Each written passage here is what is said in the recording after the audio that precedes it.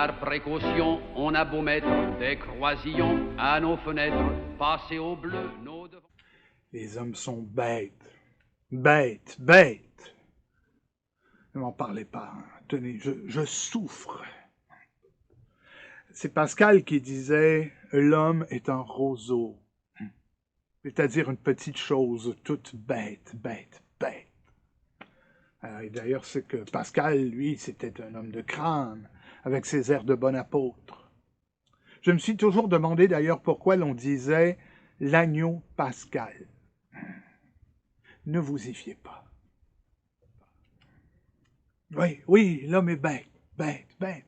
Enfin, regardez-le, lui, homme faible. Et il juge les autres, il fait des célébrités. Et qui choisit-il pour cela? Des gens connus. C'est bien malin. Comme cela, pas la peine de les chercher ailleurs, non? Et qui sont-elles, ces célébrités? Je vous le demande. Franklin, Gutenberg, Christophe Colomb. Christophe Colomb. Un monsieur qui n'a d'autre mérite que d'avoir fait tenir un œuf sur la pointe, et encore en le cassant. Mais il suffit de manger des œufs à la coque pour ça. Je l'ai fait 20 fois, moi. Je vous le ferai tenir, l'œuf sur la pointe, et sans le casser, encore. Vous en doutez? Allez, donnez-moi un œuf, un coquetier, vous allez voir. N'importe quel équilibriste vous ferait 10 fois plus fort que ça. Il vous ferait tourner une boule au bout d'une baguette, lui. C'est pas Christophe Colomb qui aurait pu faire ça, lui, hein? Voyez que ça n'empêche pas d'être célèbre. Je sais, vous allez dire, il a découvert l'Amérique. Ah! Puisqu'elle existait déjà, il n'avait qu'à y aller. Vous croyez que je ne l'aurais pas découverte, moi? C'est malin, il y a des paquebots qui vous y mènent tout droit. Oui, je sais. Il y a des gens qui vont me dire « Ah, mais permettez, alors pour Colomb, l'Amérique était inconnue, alors c'est une découverte. » Mais quoi? Vous croyez peut-être que je la connais, moi? Alors si j'y allais, ce serait une découverte. Hein? C'est stupide. Je sais.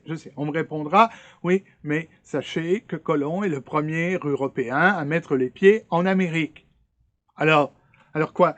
Le premier Américain qui a mis les pieds en France a découvert l'Europe, peut-être? Vous voyez que cela ne supporte pas le raisonnement. Les hommes sont bêtes. Bêtes, bêtes. Ne m'en parlez pas, je souffre. C'est comme pour Parmentier. Un nom de hachis. Et pourquoi est-il célèbre, je vous le demande? C'est parce qu'il a rapporté des pommes de terre. C'est malin. Mais mon concierge fait la même chose chaque fois qu'il va au marché. Ça prouve quoi? Ça prouve qu'il les aime. Il les aime, alors il en a rapporté, c'est tout naturel. Comme moi, à chaque fois que je vais au marché et que je rapporte des berlingots, est-ce que je demande qu'on me dresse une statue à chaque fois pour ça? Non. C'est curieux à quel point les gens sont célèbres pour avoir fait peu de choses. Eh bien, figurez-vous que l'autre jour, j'étais en train de discuter avec un de mes amis, un botaniste, qui est à l'école de médecine. Eh bien, il trouvait que Parmentier était un grand homme. Encore un malin, ce botaniste. Mais pourriez-vous croire qu'il ne sait même pas faire la différence entre les espèces de pommes de terre? Je lui ai demandé quelle différence il y avait entre les pommes de terre sautées et les pommes de terre frites. Il n'a jamais été capable de me répondre. Et on appelle ça un botaniste. Eh bien, pour en revenir à ce que nous disions, encore un intrigant, c'est Franklin. Enfin, pourquoi est-il célèbre, lui?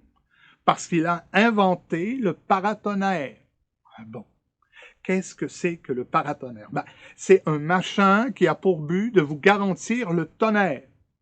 Eh bien, prenez 3 maisons, placez un paratonnerre et c'est toujours sur le paratonnerre qu'il tombera. Vous croyez que ce n'est pas se moquer du monde?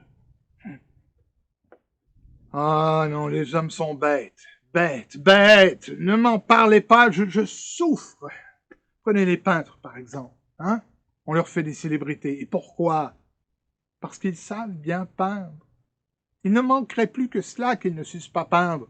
Et puis quoi, qu'est-ce que ça prouve, hein? C'est qu'ils ont de bons professeurs. Avoir de bons professeurs, tout le monde peut faire ça, hein? Il suffit d'y mettre le prix. Tenez, moi, par exemple, si j'avais étudié, j'avais de grandes dispositions. Un jour, j'ai dessiné Capoul dans Paul et Virginie, et tout le monde s'est écrié « Ah, c'est craché, litré en costume de bain, hein ?» On l'a montré à un peintre, et il s'est dit « Ah, voilà un impressionniste !» Et il m'a fait entrer chez un photographe. Mais je ne suis pas resté parce que, en fait d'art, j'ai mes principes. Ainsi, mon fils a voulu devenir auteur. Je l'en ai empêché. Je lui ai dit, mon fils, je comprends que l'on veuille faire du théâtre si l'on s'appelle Shakespeare, Molière ou Feydeau. Il m'a répondu, oui, mais ils ne se sont pas toujours appelés ainsi. C'est d'un naïf. Mais toujours, mon fils, toujours, depuis leur naissance, ils se sont appelés ainsi, Shakespeare, Molière ou Feydeau.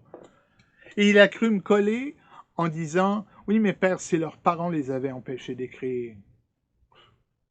Sois certain, mon fils, que s'ils ne s'étaient pas appelés Shakespeare, Molière ou Feydeau, leurs parents les auraient empêchés d'écrire. Oui, ça l'a collé. Et blanc, c'est égal. Si j'avais seulement un nom, ben j'ai bien un nom. Je m'appelle Mercure. Mais si j'avais un nom connu, vous verriez à quel point je serais célèbre. Je l'ai frôlé tant de fois, moi, la célébrité. Hein? Ainsi, les chemins de fer. C'est à moi qu'on les doit. Un jour, j'étais jeune, j'étais allé dîner à la campagne chez des amis. Parmi les invités, il y avait Stephenson. Tout à coup, durant le repas, je dis « Ah, c'est fatigant à la diligence, si on pouvait trouver un moyen plus confortable et plus rapide. » Et paf, 3 ans plus tard, Stephenson inventait la locomotive. Eh bien voilà, voilà comme c'est malin. C'était moi qui lui avais donné l'idée la première. Eh bien lui, il est célèbre et moi, rien. Hein? On m'a même refusé mon parcours gratuit sur toutes les lignes. On m'a répondu « Quand vous serez député. » Je me demande bien où est le rapport. Ah, c'est bien là où est l'ingratitude humaine. Aussi, voyez-vous, je sais ce que je ferai désormais.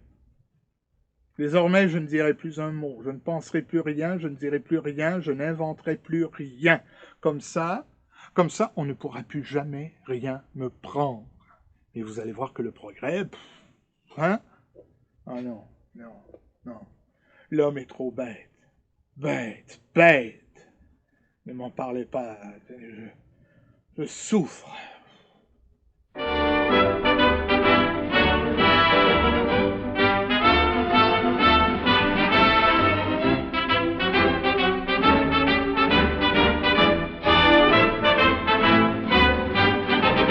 Par précaution, on a beau mettre des croisillons à nos fenêtres, passer au bleu nos devantures et jusqu'aux pneus de nos voitures, désentoiler tous nos musées, chambouler les Champs-Élysées.